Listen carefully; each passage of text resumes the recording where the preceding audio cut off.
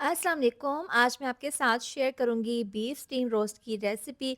एकदम मुंह में घुल जाने वाला सॉफ्ट और जूसी बीफ स्टीम रोस्ट बनकर तैयार होगा। अफ्तार और आने वाली ईद की दावतों के लिए ये सबसे बेस्ट रेसिपी है। जो भी मेहमान ये रेसिपी खाएगा ना, आपकी तारीफ़ करते नहीं थकेगा, क्योंकि ये अंदर तक बहुत ही ज़्यादा फ्लेवरफुल और बहुत ही ज़्यादा जूसी टेंडर बनकर तैयार होता है। तो चलिए रेसिपी शुरू करते हैं। इसके लिए मैंने यहाँ पर बीफ लिया है, इसका वज़न है 4 किलो। बड़े-बड़े बीफ के पीसेज़ हैं। इसमें मैंने बोटी, हड्डी और थोड़ी बहुत इस पर चर्बी भी लगी हुई है, क्योंकि चर्बी से ना ये बहुत ही ज़्यादा ज़ायकेदार बनेगा बीफ स्टीम रोस्ट। तो अब यहाँ पर बड़े-बड़े पीसेज़ हैं, इनको धोकर अच्छे से ड्राई कर लिया था। अब सबसे पहले इसके ऊपर डाल देंगे नमक। नमक लगाना बहुत ही ज़रूरी है। तमाम पीसेस पर अच्छे से इस तरीके से नमक लगा दें और इसको तकरीबन 10 से 15 मिनट के लिए रेस्ट के लिए रखें। नमक लगाने से ये होगा, जब हम बीफ स्टीम रोस्ट तैयार करेंगे ना, तो ये अंदर से फीका नहीं रहेगा। तो तमाम पीसेस पर नमक लगाने के बाद अब इनको हमने फ्राई करना है। तो ऑयल को गर्म कर लें। तेज़ आंच पर आपने इनको फ्राई कर लेना है और बड़ी एहतियात के साथ फ्राई करें, क्योंकि ये काफ़ी बड़े पीसेस हैं। तो ऑयल में आपने ध्यान से इनको फ्राई कर लेना है। एक साइड से अच्छा-सा कलर आने के बाद अब इसकी साइड को चेंज कर देंगे और दूसरी साइड से भी इसी तरह से फ्राई कर लेंगे। देखिए बहुत ही अच्छा-सा गोल्डन कलर आ गया है। तो ज़्यादा हमने यहाँ पर इसको डार्क नहीं करना। अब इनको हम निकाल लेंगे। निकालने के बाद बाकी के तमाम पीसेज़ इसी तरह से फ्राई करके रख लेंगे। अब खुशबूदार मज़ेदार सा मसाला तैयार करेंगे, जिससे बहुत ही ज़बरदस्त फ्लेवरफुल ये स्टीम रोस्ट बनेगा। तो 4 चम्मच है सौंफ, 4 चम्मच ज़ीरा, 4 चम्मच साबुत धनिया और 10 अदद हैं साबुत सूखी लाल वाली मिर्चें। इनको हल्का-सा ड्राई रोस्ट कर लेंगे। इससे ना बहुत ही अच्छी-सी खुशबू आएगी जब हम इसका मसाला तैयार करेंगे। आप इस खुशबूदार मसाले को बनाकर स्टोर भी कर सकते हैं। और आप किस शहर से मेरी वीडियो देखते हैं, कमेंट करके ज़रूर बताया करें, ताकि मैं आपका शुक्रिया अदा कर सकूं। इकराम गुजरात से है, पूजा मुंबई से है। इन्होंने मेरी वीडियो को देखा और बहुत ज़्यादा पसंद किया। आपका बहुत-बहुत शुक्रिया। इस तरीके से मेरी हौसला अफ़ज़ाई होती है।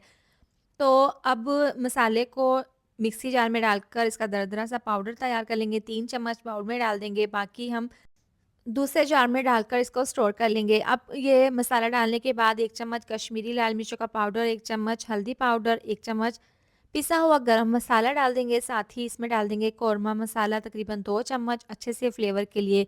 2 चम्मच हस्बे ज़रूरत डाल देंगे इसमें नमक, आधी चम्मच ऑरेंज फूड कलर, आधी चम्मच टाटरी, 6 चम्मच इसमें टमाटो केचप डाल देंगे। अब ये डालने के बाद 1 कप इसके अंदर डाल देंगे दही और इसको हैंड विस्क से अच्छे से मिक्स कर लेंगे इस तरीके से। बीफ स्टीम रोस्ट बनाने के लिए ये बेस्ट मिक्सचर है। बहुत ही ज़बरदस्त ये चटपटा सा, मज़ेदार सा, खुशबूदार सा ये मिक्सचर तैयार है। इसको अच्छे से इस तरीके से मिक्स कर लेंगे। अब जो बीफ की बोटियों को हमने फ्राई किया था, उसको आपने पहले अच्छे से ठंडा कर लेना है। उसके बाद आपने ये मसाला लगाना है। गरम के ऊपर लगाएँगे ना, तो ये मसाला इसके ऊपर चिपकेगा नहीं, उतर जाएगा। तो आपने इनको फ्राई करने के बाद बिल्कुल अच्छे से ठंडा कर लेना है। उसके बाद आपने इसकी मैरिनेशन करनी है। तो अच्छे से इसके अंदर मसाले के अंदर इस पीस को डिप कर देंगे और अच्छे से इसके ऊपर इस तरीके से मसाला लगा देंगे। तो यहाँ पर तमाम बीफ के पीसेस और मैंने मैरिनेशन कर ली है। इसको हम रखेंगे पूरी रात के लिए, रेस्ट के लिए। तो अब यहाँ पर है फॉइल पेपर।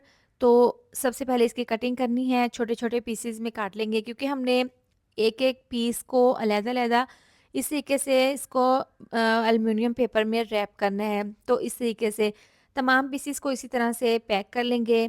तमाम पीसेस को इसी तरह से पैक कर लेंगे, ताकि हमें स्टीम करने में आसानी हो।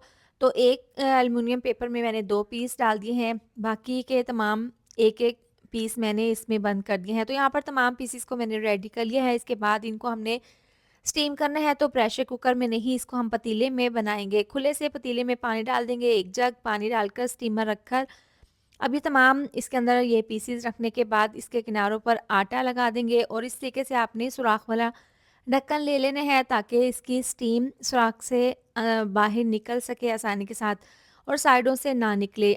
अब इसको तेज़ आंच पर 10 मिनट के लिए पकाएंगे। जैसे ही भाप निकलना शुरू होगी सुराख से, तो नीचे से बिल्कुल दम वाली आँच कर देंगे। इसके ऊपर वज़न रख देंगे और इसको तकरीबन 4 घंटे के लिए स्टीम करेंगे। तो 4 घंटे हो गए हैं इसको स्टीम पर रखे हुए। अब ढक्कन खोलकर चेक कर लेते हैं। अभी ये बहुत ज़्यादा गर्म है। एक पीस को इस तरह से डिश में निकाल कर सर्व कर लेंगे। यहाँ पर आप क्लोज़ करके देखें, बहुत ही ज़्यादा ये मक्खन मलाई की तरह सॉफ्ट और जूसी बना है, अंदर तक ये जायके से भरपूर। खुशबू तो इसकी लाजवाब है, इसको एक बार ज़रूर ट्राई करें। दावत में बनाएँगे ना तो मेहमान आपकी बहुत ज़्यादा तारीफ़ करेंगे, इसको एक बार ज़रूर ट्राई करें। इसके साथ ही वीडियो अच्छी लगी हो तो लाइक, शेयर, सब्सक्राइब कर दें। मिलते हैं नेक्स्ट वीडियो में, अपना बहुत सारा ख़्याल रखें। अल्लाह हाफ़िज़।